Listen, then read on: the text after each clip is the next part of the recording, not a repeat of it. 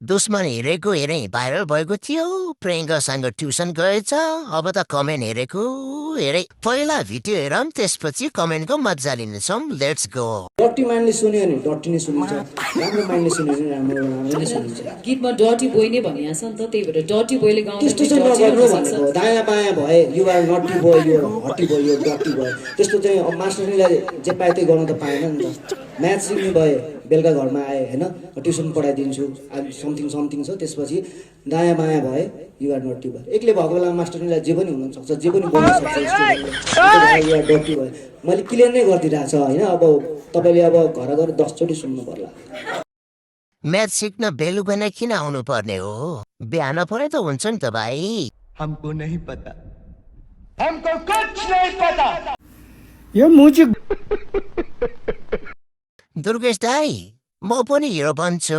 अबे तू थोड़ा सा बहन का लोड़ा क्या अबे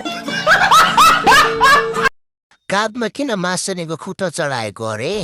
त्यो सोध्नु न यो गायक कम जोकर ज्यादालाई अभी बताता हूँ तेरे को रुक जा